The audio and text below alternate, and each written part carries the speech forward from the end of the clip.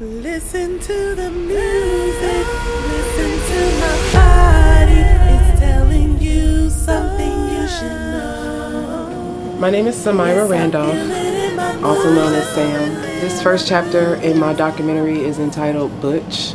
My father is the original Butch Cornell. His real name is David Randolph Jr., but his professional name is Butch Cornell. He is a semi-famous jazz icon from the South. When we moved to Chattanooga, Tennessee, that was his hometown. That's where my father's from, Chattanooga, Tennessee. The house we grew up in, he inherited it from his aunt. She was my great aunt. And she's the one that actually taught him how to play the piano. So he decided to bring us all back to his hometown once he had me. And I met my Aunt Ronalda for the first time. A lot of his family members. His father was there as well, David Randolph Sr. He was actually a World War II veteran. The way our house was made, it was a 3-bedroom. Here's one picture that I have. I'm standing in the doorway. I don't have a shirt on, and I have on a pair of blue jeans. And it's actually on historic grounds. It's on the University of Chattanooga, Tennessee's grounds. Me and my sister, we had the room in the attic. He made the attic into like a kind of like a big room. It had a bathroom and everything up there. It was really nice. And that's where me and my sister slept. And then my brother had a room downstairs. And then my mother and father had the other third bedroom. Me and my brother were 18 months apart, so we were the closest.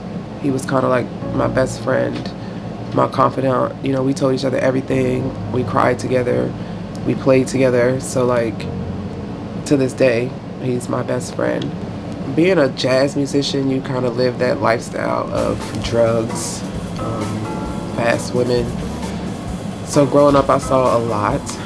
It was, us like a huge jazz scene just growing up in my house. Like, we were middle class, but we really didn't have anything in our home. You know, it always kind of made me wonder, was he trying to keep up with the Joneses or something? Because the outside is this big, beautiful house, but then the inside, you're stepping over equipment. Our couch was like the back seat of our car, the van in the car. And my mother, we had German Shepherds, so like my mom would take the dogs for a walk. And we did get to walk with our mom, so we would get to ride our bikes whenever she would walk the dog. We would get to go on the campus, the college campus. I remember they had a game room on the campus, and my mom would let us go in there, and I'd play Pac-Man and stuff. So those are like the good times that I remember. My father, I try to think of like the good in him as well. It's good and bad in everybody. And for all the bad that my father did, I feel like he is the one man, like, outside my husband, I feel like he is the one man that really loved me the most. Growing up, like, you try to just make the best out of everything, Sometimes we went on the road with my father, and I would enjoy that. He had regular gigs that he would do, like, around the city. He would play at Miller Plaza. That was like this big park where a lot of people came, and they threw like festivals and stuff there. So every year they did jazz festivals. He was always a part of the jazz festivals. I remember a lot of rich people like Jack Lupton. He was a very rich person, and he loved jazz, and he loved my father. He gave my father millions of dollars. He invested in my father. My father had started Friends of Jazz, which was a production company down there, and he would release like a lot of his music. He started Cheeky Productions, his own record label, so like I remember a lot of that, in my brother's room. He turned my brother's room into like this like big studio. So then my brother was like sleeping on the couch or in the living room, but like it was like 7 keyboards, and they were all like in a circle to where he had a spin chair. He kind of just spin around. Like, he was a master musician. and he worked on music all night. And it's kind of like, leave him there, leave him alone, because it's like once he came out the door or once he came back from off the road, it's like a button, a light switch, so you kind of just wanted to stay out of his way. I don't know, like, I'm very humble. I learned to appreciate, even if it's the littlest things, I'll try to find the good in it, and I remember he would sing to me. He had this song, he would be like, daddy's little babies love shortland, shortland. Daddy's little baby loves shortland bread. And he'd be like, put it in the oven, mark it with the B. Put it in the oven for a baby and me. Because I was his baby. So I used to like when he would sing to me. I used to like when he would bring me up on stage and introduce me, like his family to the crowd. We always felt like special, like he was this big person. And I even remember people coming to my house that were famous. Stanley Turntine, Miles Davis, Herbie Hancock. Like, these are people that my father professionally worked with that would come to our house. And I didn't even know these people were, celebrities in the jazz world. I'm just a kid running around, and they're doing their thing, rehearsing and playing and stuff. My father was a professed Muslim, I guess you want to say. I've never seen him get on his knees and pray to, do the Shahida. I've never seen him do any of the things that my husband does. My husband is a practicing Muslim, so I don't know why he said he was a Muslim, but we all have Arabic names, they all have symbolic meaning, the names that he gave us. He always was like a follower of Allah and stuff like that. I remember a lot of books, but I never seen him go to masjid, none of that. So, but he's claimed to be a professed Muslim. That's why we never celebrated holidays. For like our birthday, we would have to just hold up like a piece of cardboard or something that said our name and then the age we were turning that year. So it would say Samira or Sammy, age 10 or age 5, so we used to always just feel like a inmate holding up our placard of another year older.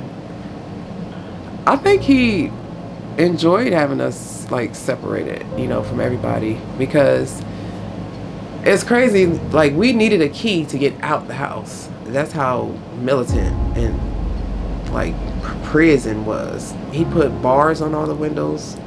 He put the metal bars on the door, and the way that he had the doorknob, you literally had to unlock the door to get out the house, and he had the key. So you were locked in the house. Whenever he would go on the road, we were locked in the house. So we could not even, like, if the house was to catch on fire, we'd have been dead, because literally we had no way of getting out the house.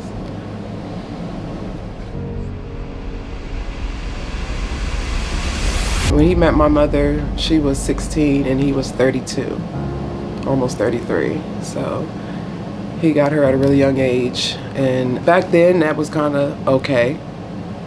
Parents didn't really say anything as long as you were taking care of their daughter. And he was a jazz musician. He had a lot of money.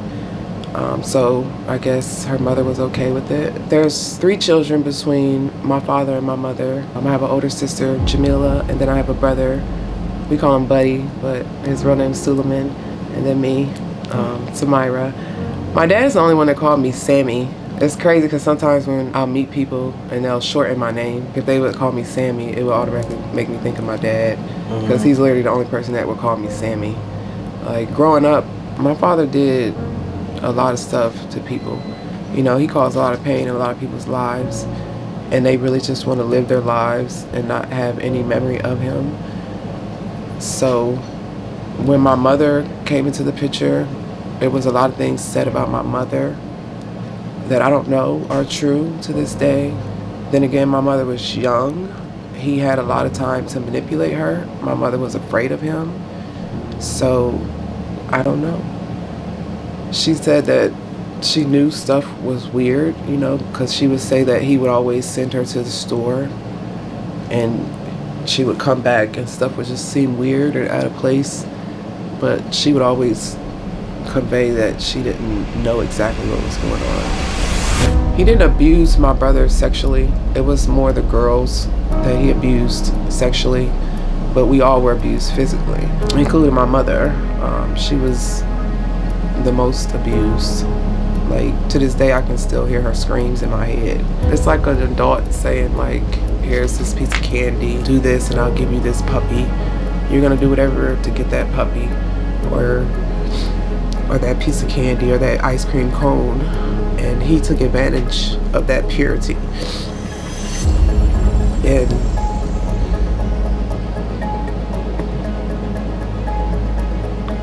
but still, it's like, no matter what, it's a disgust and a layer of filth that I feel like he put on my soul.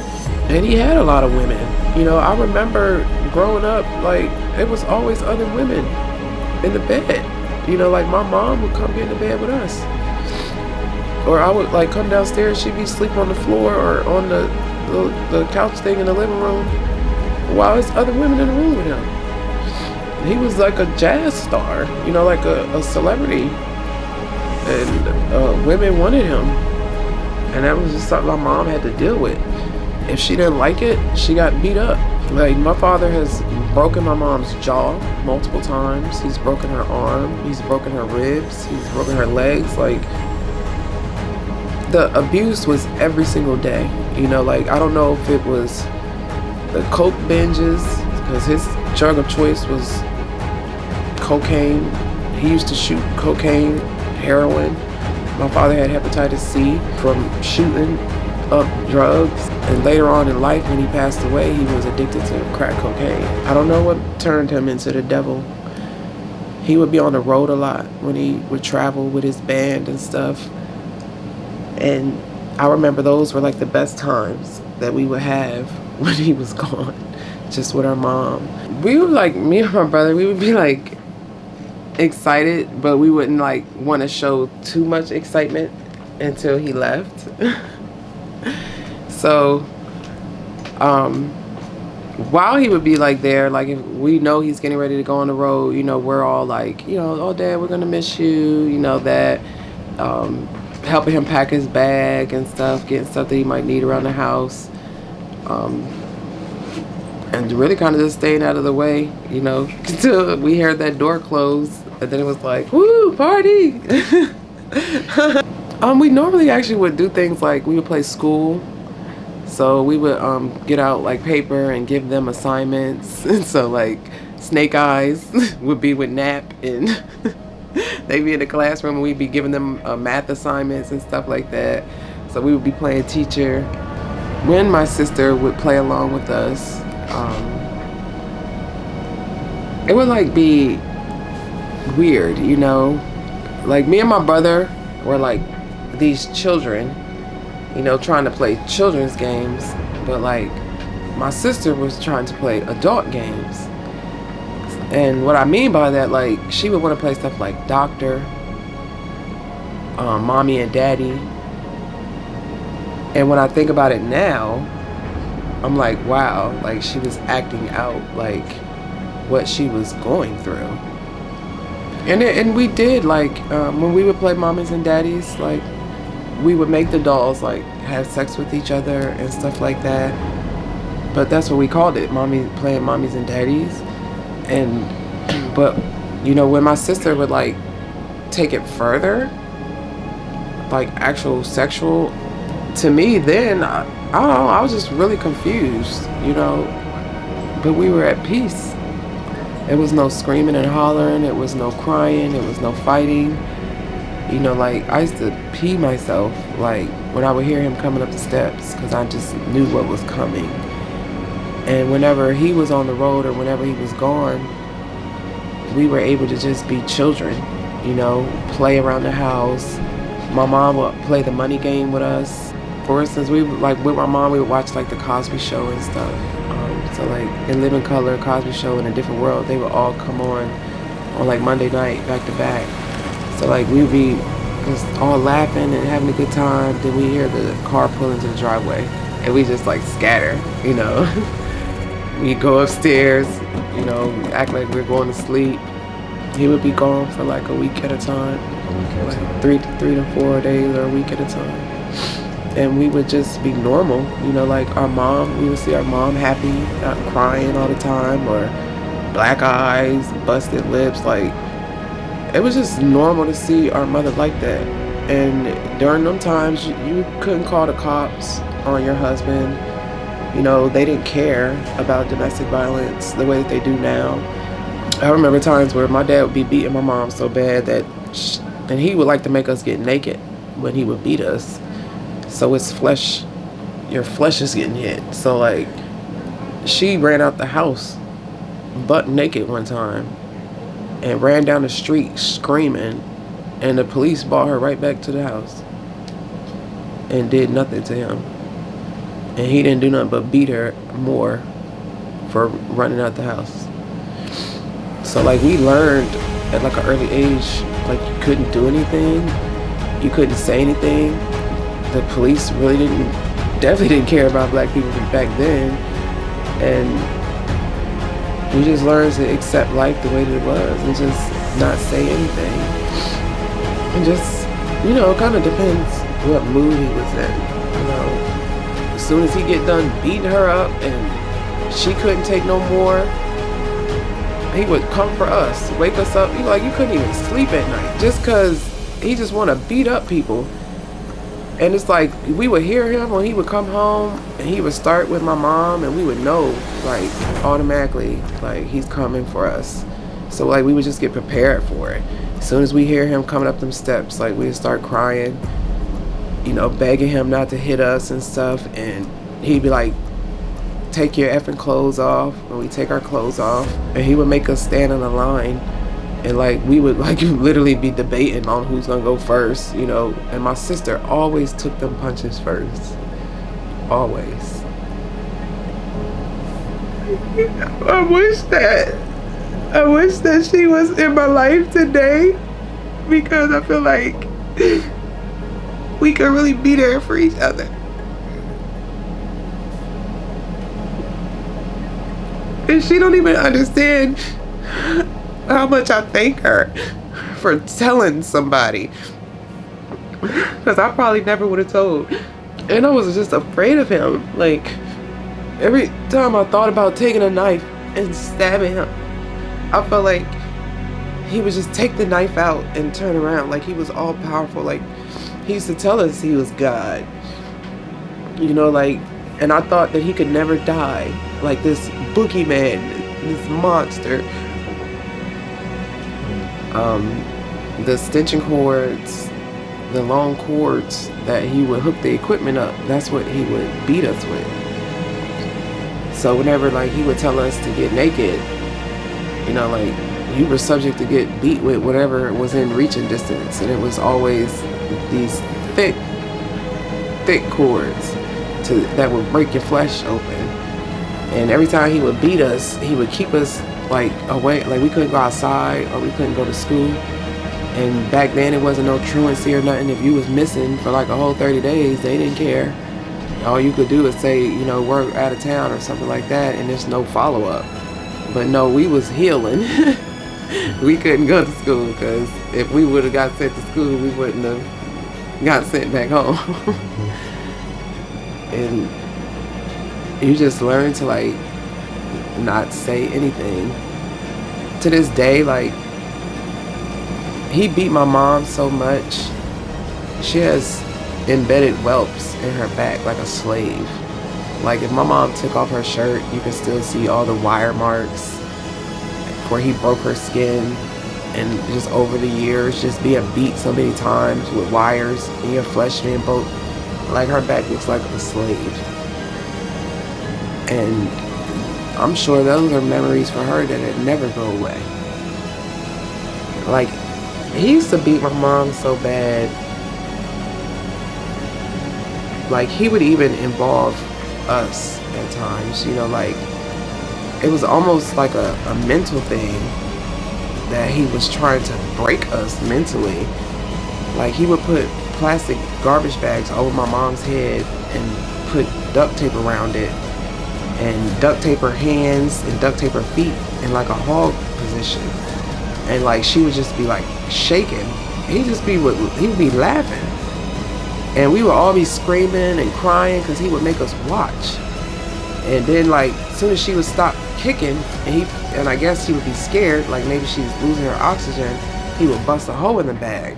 And then she would start gasping for air, just begging him to stop. Butch, please, Butch, please. Begging him to stop. Then he would tell us to beat her. He would give us the extension cord and make us beat her. And like, if we didn't hit her hard enough, he would hit us. So we're like begging him, please, because we didn't want to hit our mom.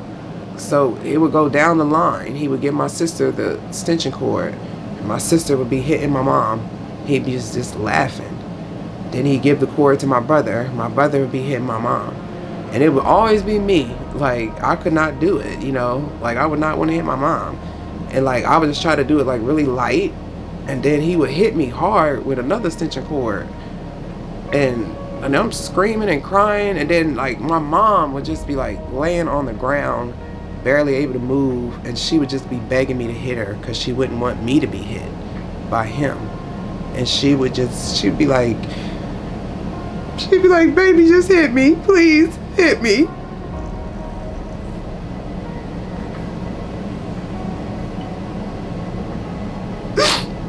And I didn't want to hit her.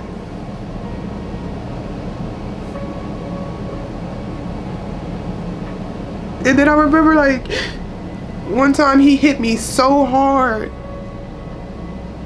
that I spazzed out. And I started hitting my mom like really, really hard. But that's just like, this was every day. Every day. It's like he never got enough of hurting you. He would punch holes in the wall. He would take hammers and bust out all the TVs, bust out all the mirrors. Like, everything was to intimidate you.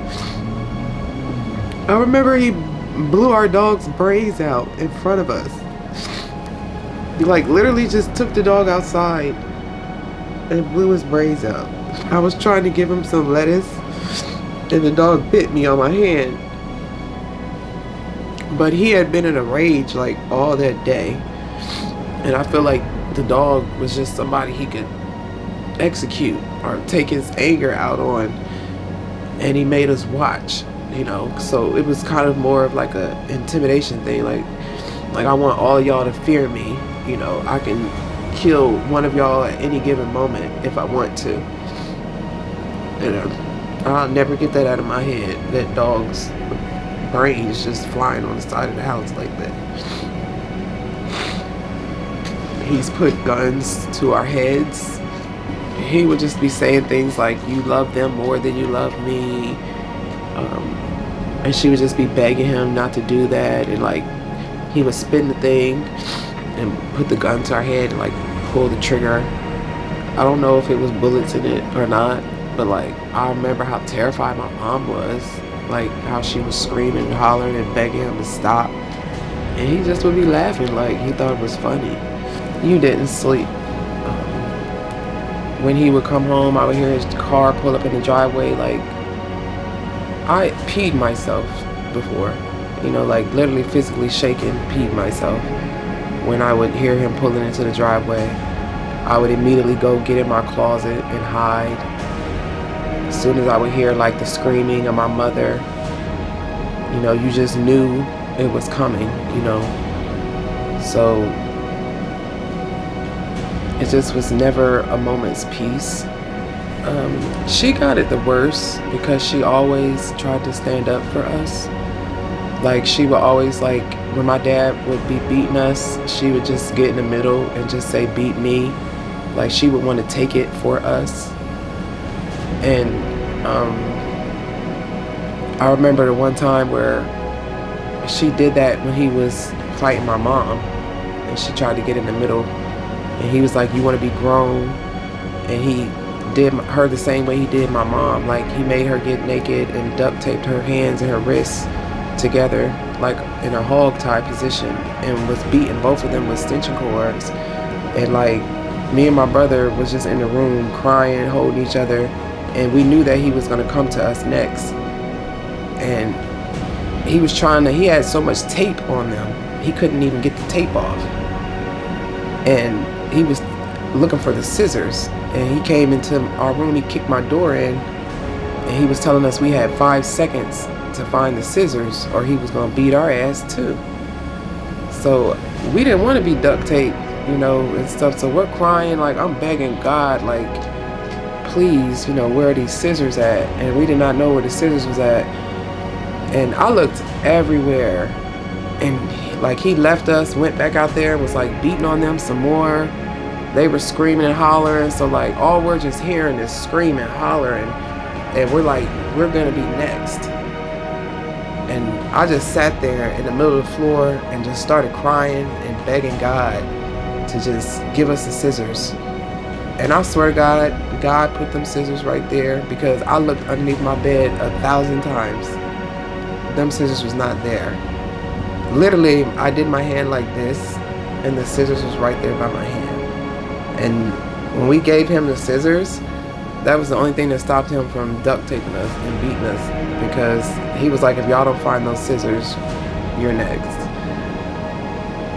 And it just was like terrifying, you know, living with him, being in existence with him, because you never knew what mood he was going to be in, and he always took everything out on us.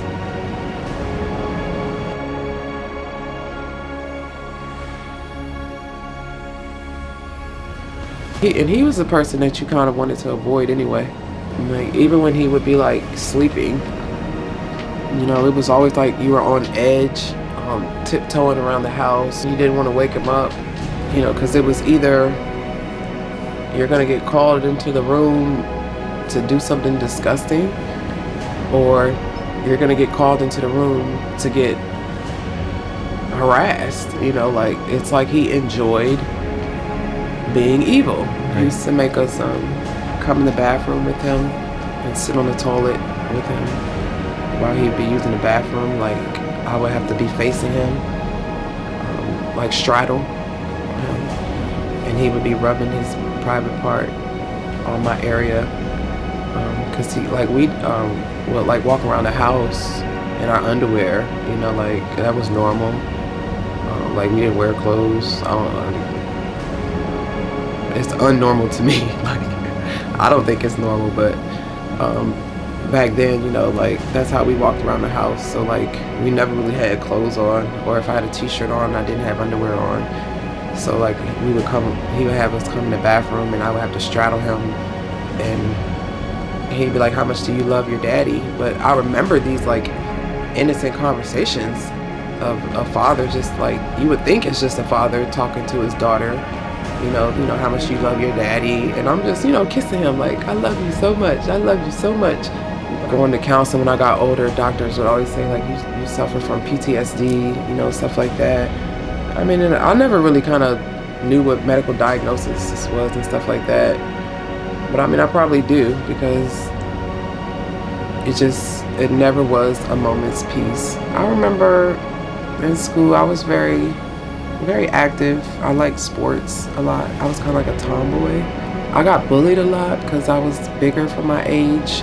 So being that a lot of the white kids were smaller than me and stuff, like, I was immediately always just looked at as the bad person, you know.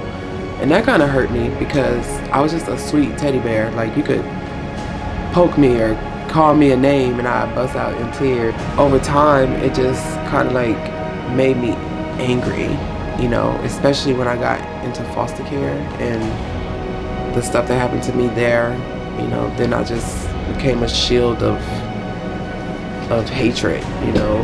He was afraid of his mother, and it kind of makes you wonder, like, was she whooping him the way he was whooping us? Her name was Miss Kitty. She lived uptown on 6th Street for years. I liked her though because like he wouldn't beat us, whenever she was there. She was one of them like tough women. She came down a couple of times, but he just would hate it. Like he would be walking around the house mumbling, calling her a bunch of bitches. I kind of like have always been really musically inclined. I guess I got that from my father. So I always put things into being artistic. So like whenever I would feel down or upset, I would like either make something artistic, or I learned to play the piano by ear. So like I can't read music, but I can play by ear. Like I can play anything on the piano. I don't know why. I just like if I hear it, I can play it. So I used to do that. Like I would like go downstairs on my dad's grand piano and just like play music and sing like the different songs. I grew up listening to like Patty Austin, Roberta Flack. So like I have a powerful sultry type of voice. So I used to always play with my vocals. Love letters straight from your heart,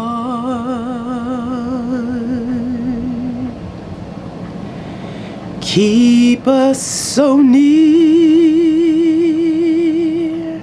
while apart. I'm not alone in the night.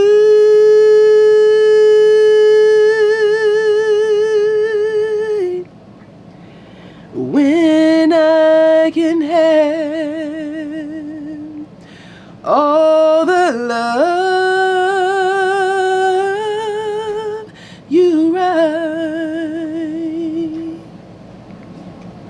That's good right there. You said you used to sing that to your dad? Mm-hmm. It's called Love Letters. Love Letters? From Patty Austin. They call it grooming, now.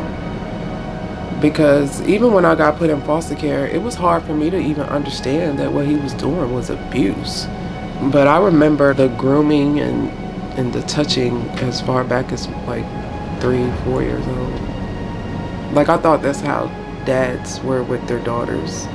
Like he would refer to my private area as his chicken, and so like he would just be like, let me play with my chicken. And I just knew that was the time that I lay down in the bed with daddy, and he would be like rubbing on me and rubbing himself on me. I'm just, being a child, a 5-year-old, a 6-year-old child, laughing. And I remember him asking me things like, how does it feel?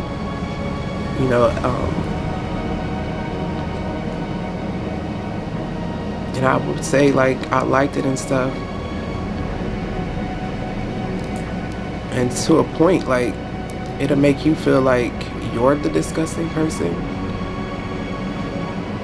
And it messes with your head.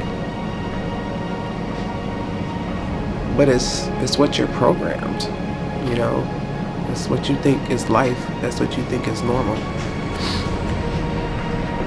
I remember he lost everything. Like he was just so bitter and angry at everybody. He felt like everybody ruined his career. He felt like everybody turned their back on him. My mom got the brunt of a lot of that. And if it wasn't for my sister Jamila, it would have just trickled on down. And I kind of feel like that's why I appreciate her for saving me. Like I feel like because I was younger, I was still in that grooming phase. So like I feel like if my sister didn't say something after he raped her, like if she didn't say anything, I would have been next.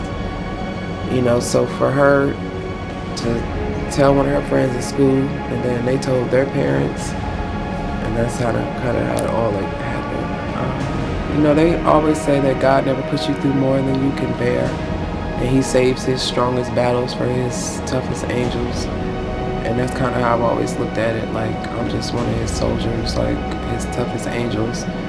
And if it had not been for what I went through in my childhood, it definitely wouldn't have prepared me for the things that I would have had to go through in life. You know, I have daughters today. I have 3 daughters, and I'm always mindful of stuff, you know, because of everything that I went through. When I look at other kids, I just feel like I deserved a better life. But you don't pick who your parents are. You know, both of my parents were heavily into drugs, so it's like, do you blame the drugs? Did the drugs make him do it? Was he just truly a sick individual? Because you find out later on in life that he's done this to multiple people. You would think that I would be glad he was gone. You know, because I don't know, I got to see both sides, you know. The public got to see the good side of my father, but I got to see the good and the bad.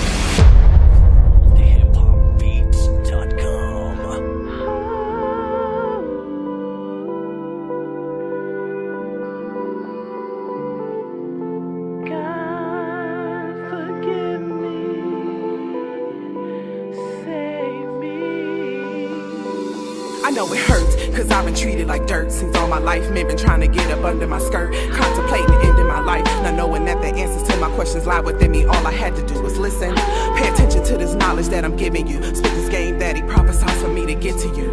This is my testimony, on nights when I was cold and lonely, searching for love, consuming lust, my trust. Abused by those closest to me, my worth is destined by the chosen one above me. My life was written long ago, so don't you judge me. My faith is all that kept me from a life of danger, so I try to hold on and maintain. If you get my life, I pay the price to sacrifice my daily strikes that plague my life on quiet nights. My body fights to stay in light. Though I try to make it right, I always seem to lose my sight. I'm focused on a greater flight. Lord, please help me.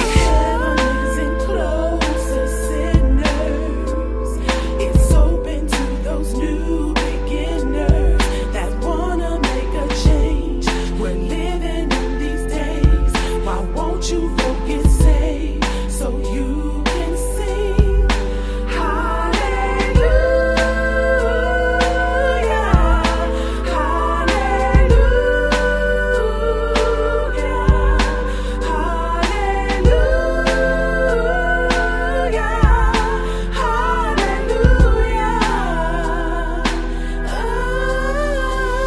Like the worst, abused, abandoned, and cursed. The ones that claim to love you only hang around for the thirst. Wish I could have chosen my first, but I didn't. Now the pain is buried deep inside, and so I laid it down on this verse. I was racing through a war zone, trying to find my sanity. By the grace of God, I was dealing what they handed me. Look what things has landed me. Hopeless, they abandoned me.